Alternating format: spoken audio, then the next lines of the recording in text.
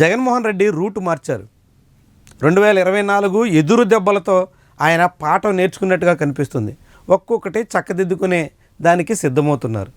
Senior నేతలైనప్పుడు కూడా ఎటువంటి దయ లేకుండా పక్కన పెట్టేయాలని ఆలోచిస్తున్నట్టుగా కనిపిస్తుంది. ఆలోచనకు కూడా అవకాశం లేకుండా సీనియర్లని సాగనంపే లక్ష్యంతో ఉన్నట్టుగా కనిపిస్తుంది. ఇప్పటికే అనేక నిర్ణయాలు అలాంటివి తీసుకుంటున్నారు. తాజాగా అసెంబ్లీ మాజీ స్పీకర్ తమ్మినేని సీతారామన్ కూడా పక్కన పెట్టేసినటువంటి తీరు అందుకు ఉదాహరణగా కనిపిస్తుంది. ఆముదాల వలసలో ఎమ్మెల్యేగాను ఇన్ఛార్జిగాను సుదీర్ఘకాలంగా ఎన్ని పార్టీలు మారినా చక్రం తిప్పుతున్నటువంటి తమ్మినేని సీతారామన్ని ఇప్పుడు జగన్మోహన్ రెడ్డి తప్పించేశారు. ఆయన స్థానంలో రవికుమార్కి అవకాశం ఇచ్చారు. చిందాడ రవికుమార్ని ఆముదాల వలస అసెంబ్లీ నియోజకవర్గ ఇన్ఛార్జిగా నియమించినటువంటి తీరు ఆసక్తికర చర్చకు ఆస్కారం ఇస్తుంది. సరిగ్గా ఇదే సమయంలో టెక్కల్లో దువ్వాడ శ్రీనివాస్ను కూడా సాగనంపేశారు. ఫ్యామిలీ వ్యవహారాలతో ఇప్పటికే దువ్వాడ చుట్టూ పెద్ద దుమారమే చెలరేగుతుంది. ఆయన వ్యక్తిగత సమస్యలను కూడా రచ్చకెక్కించుకుని ఆయన అబాసు పాయలైనట్టుగా కనిపిస్తుంది. ఈ నేపథ్యంలో దువ్వాడ శ్రీనివాస్ను కూడా సహించకూడదని జగన్మోహన్ రెడ్డి నిర్ణయానికి వచ్చినట్టు కనిపిస్తుంది. అందుకు తగ్గట్టుగానే టెక్కల్ అసెంబ్లీ నియోజకవర్గ ఇన్ఛార్జిగా ప్రస్తుతం పేరాడ తిలక్ని నియమించారు. గతంలో ఆయన శ్రీకాకుళం ఎంపీ సీటుకు కూడా పోటీ చేసిన అనుభవం ఉంది. కాళింగ కులానికి చెందినటువంటి నాయకుడిగా నియోజకవర్గంలో కొంత పట్టుంది.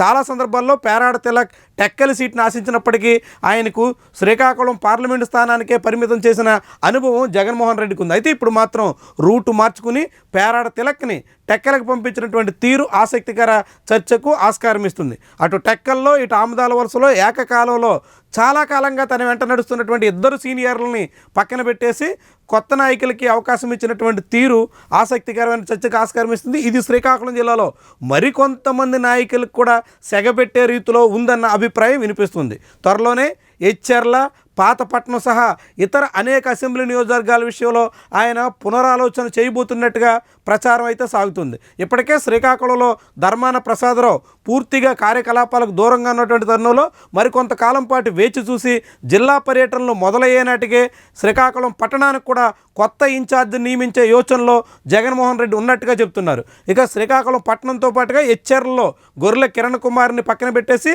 ఆయన స్థానంలో మరొకరికి అవకాశం ఇవ్వబోతున్నట్టుగా ప్రచారం సాగుతుంది. ఇక పాతపట్నం విషయంలో రెడ్డి శాంతిని కొనసాగిస్తారా లేదంటే ఆమెకు బదులుగా మరొక నాయకుడికి అవకాశం ఇస్తారా అన్న చర్చ కూడా మొదలైంది. అయితే అక్కడ పాలవలస శ్రీకాంత్ ఒత్తిడితో రెడ్డి శాంతిని కొంతకాలం పాటు కొనసాగించినప్పటికీ ఎన్నికల ముంగిటైన కొత్త నాయకులకే ఛాన్స్ ఇవ్వబోతున్నట్టుగా చాలామంది చెప్తున్నారు. ఏమైనా శ్రీకాకుళం జిల్లా విషయంలో 2024లో ఒక్క సీట్లోనూ కూడా విజయం సాధించలేకపోయినటువంటి వైఎస్ఆర్సీపీ ఈసారి మాత్రం పగడ్బందీగా ప్రణాళికలు వేయాలని ఆలోచిస్తుంది. దానికి తగ్గట్టుగా కొత్త నాయకత్వాన్ని తెర మీదకు తీసుకొస్తుంది. మరొకసారి ప్రయోగాలకు శ్రీకారం చుడుతుంది. ఈ ప్రయోగాలన్నీ ఫలిస్తాయా? కొత్త నాయకులతోటైనా జగన్మోహన్ రెడ్డి ఆశలు పండుతాయా? ఆయన ఆశించినట్టుగా ఏమైనా ఫలితాలు దక్కుతాయా? చూడాలి. మరి ఏమైనా ఇప్పుడిప్పుడే ఆయన ప్రయత్నాలు అయితే మొదలయ్యాయి. ఈ ప్రయత్నాలు ఏ దిశగా సాగుతాయి, ఎలాంటి ఫలితాలకు ఆస్కారం ఉంటుంది? వీడియో నచ్చితే లైక్ చేయండి, కామెంట్ రాయండి, షేర్ చేసి సబ్స్క్రైబ్ కూడా చేయండి. Thank you for watching.